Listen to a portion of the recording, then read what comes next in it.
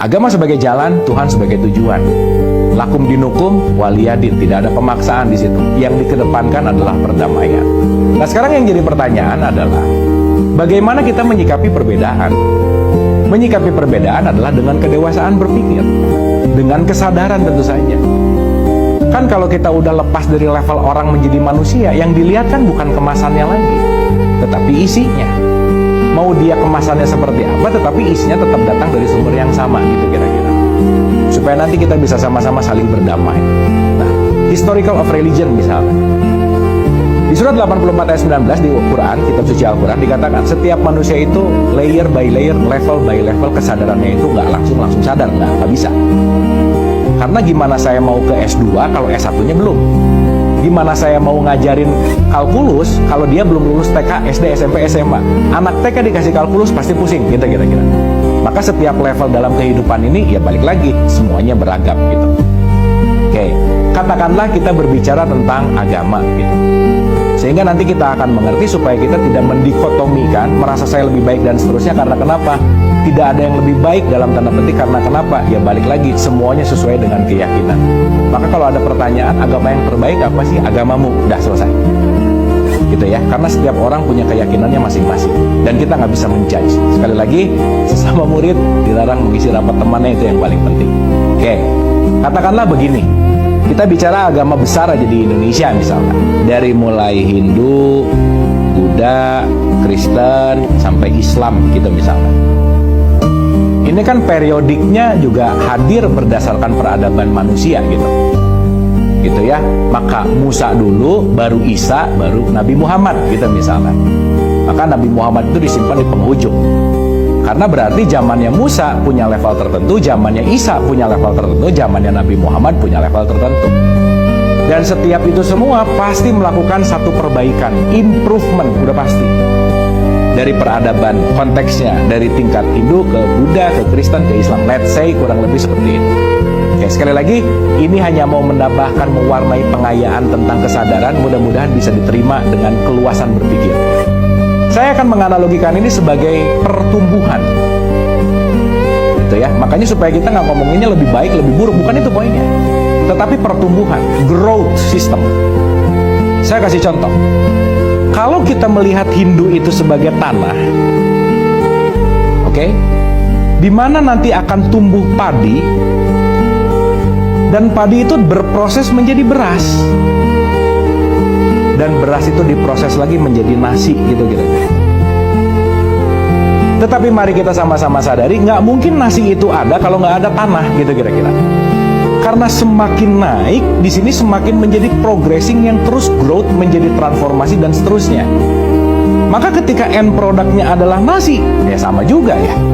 Kalau dalam konteks Islam ada Islam mazhab apa dan lain-lain. Ada nasi goreng, ada nasi merah, ada nasi apapun macam-macam gitu kira-kira. Tetapi intinya mari kita sama-sama sadari bahwa itu bahan bakunya adalah nasi. Dan nasi nggak bisa ada kalau nggak ada beras, beras nggak bisa ada kalau nggak ada padi, padi nggak bisa ada kalau nggak ada tanah. Kita bisa terpecah belah karena perbedaan agama misalkan. Tetapi kita lupa bahwa setiap orang punya hak dan keyakinannya masing-masing untuk memeluk agamanya. Karena kenapa? Sekali lagi, agama hanyalah sebagai jalan. Dan tujuan akhirnya adalah Tuhan itu sendiri. Maka ketika kita membaca kitab suci, redaksinya, outputnya, esensinya, itu merujuk kepada hal yang sama sebetulnya. Maka kenapa Quran didesain untuk manusia? Bukan untuk orang Islam. Hadza basoirulin nas. Nas ini manusia nih, global sekali, universal sekali. Quran didesain untuk universal. Artinya apa? Semakin kita naik tingkat, semakin kita ke level yang lebih tinggi, semakin masuk ke dalam konteks yang namanya universal. Berarti kalau semakin universal, semakin saya memposisikan diri untuk menjadi yang udah pernah kita bahas, yaitu adalah khalifah. Kan gak mungkin ya ada orang tabrakan tengah jalan mau nolong. Mbak, agamanya apa? Masa begitu? Oh, sama misalkan sesama Islam, tolong ah. Tapi dia tanya lagi, Mbak, Islamnya NU atau Muhammadiyah? Panjang banget, keburu juga nggak bisa ketolong nih orang gitu kalau kita mementingkan ini gitu kira-kira. Dan nanti kita akan sama-sama sadari perbedaan adalah fitrah, itu yang paling penting. Nah, oleh karena itu, kenapa sih kita mengangkat topik agama sebagai jalan?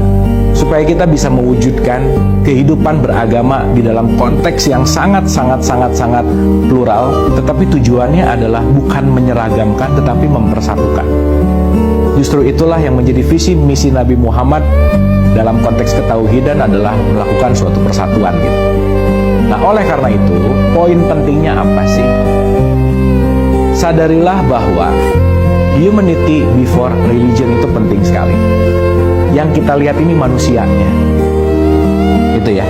Dan kalau ada kata-kata inna dina indallahil Islam, yang terbaik adalah Islam, betul, Islamnya yang baik, bukan orangnya, karena orangnya belum tentu Islami, gitu kira-kira. Sehingga agama Islam dan Islam itu dua hal yang berbeda. Karena orang yang beragama Islam belum tentu mengerti apa itu Islam. Maka kalau kita kembali ke awal tentang research tentang negara paling Islami sedunia, itu justru menarik loh.